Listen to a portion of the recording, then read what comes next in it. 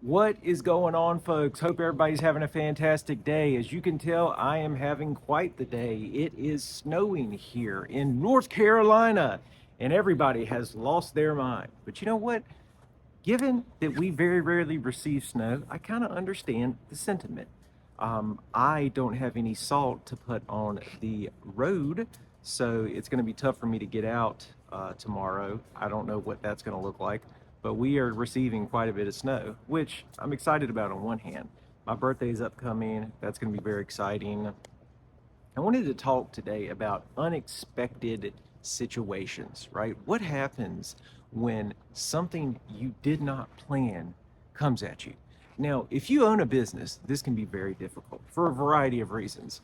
One of the primary things is anytime something new or unexpected happens, how you respond to it is everything.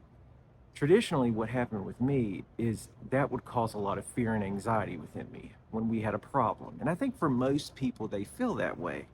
Now, when I encounter a problem, because I have this toolkit, this spiritual toolkit, I'm able to utilize it, right? And it helps my business. There are people on this app who are actually utilizing different principles from recovery support groups and integrating it into their daily life. And it's also affecting their business. One of the things I've realized is there really is no separation between business and life. People like to say there is or like to assert that, you have to keep them separate. But the reality is ultimately, you know, what happens at work can very easily follow you home. Your brain doesn't know the difference. Your brain's not going to say, oh, well, this happened at work. So therefore, I don't have to worry about this. Or, the fear and the anxiety, I don't have to deal with that. The reality is, no matter what, we are going to have issues in life.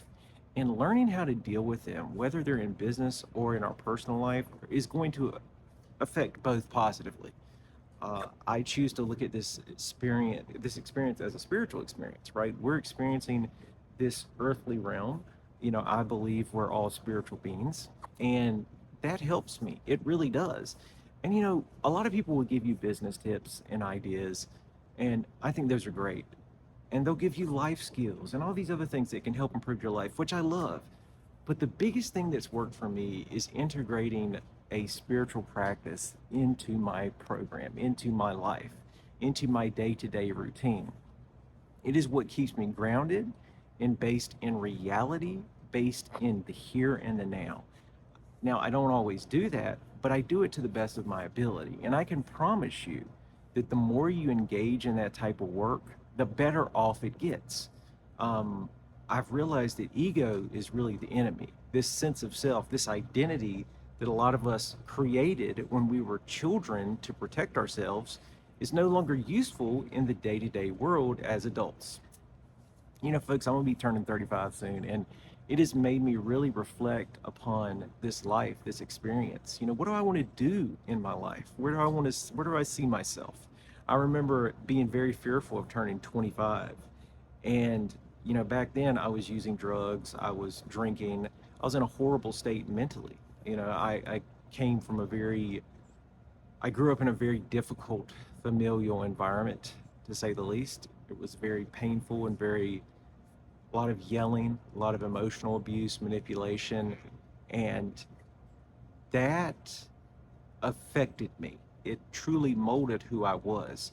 And so much of me getting sober and being in recovery for the past 7 years has been almost 7 years, has been me just relearning how to do things, me relearning patterns and behaviors and all these different things. And it just takes time. It really does. I think people focus too much on what do the fear, or, you know, uh, they focus way too much on getting it done now, now, now, now. You got to have a plan. You have to have a hierarchy of priorities. What's your priority? What is something that needs to get done today versus what is something you can put off till tomorrow or the next day? What are the things that you're avoiding doing? That's a big thing for me because I like to procrastinate. So, what are those things that I'm procrastinating on? What are those things that I can focus on doing that are going to overall benefit me and benefit others. And changing how I see the world has been a big thing. I need to really learn how to shift my mindset and focus on being there for different things and being there for others more. I focus on helping people a lot now, but I don't do it as much as I would like to. And really, the only thing that I can suggest above all, previously, all other than that stuff, is just focus on progress. You're never going to be perfect. You're never going to get everything done that you want to get done. But if you can get a portion of that done, that's amazing. You're doing the best you can. And that's what we're here to do. Do the best you can. Experience this life. You know, if I could go back 15, 20 years, I would change so much. I would do things so differently. I would. Um, I really would. I would change everything. And I would have the knowledge that I had now. But would I be where I'm at now had I not gone through that stuff? I don't think I would be. I think that going through all this pain molded me into the man that I am today. And that's a very powerful feeling to experience. That's a very, very, very powerful testimony. But I think it's true. I really do. I believe that I'm here for a purpose, and that's to help other people and lead people to a good, positive scenario. I think right now, as a nation, as a world, we're hurting. We've been hurting for a long time. And I think on a spiritual level, we're going to level up. And I really can see that happening. Uh, I, I've really expanded my understanding of God and higher power. And I used to be very resentful of God, very resentful. And I realized that was affecting everything. It just wasn't affecting my life, my spiritual life. It was affecting my business. It was affecting my eBay, my Poshmark, my Mercari, my Depop. All these things were caused issues, right? So the separation is just crazy to me. There is no real separation. Um, E-commerce, right, is what I'm engaged in, and I love e-commerce. I love being a business owner. I love being an entrepreneur. I love helping other people. I love teaching people financial independence and how to be financially solvent and make wise decisions with your money.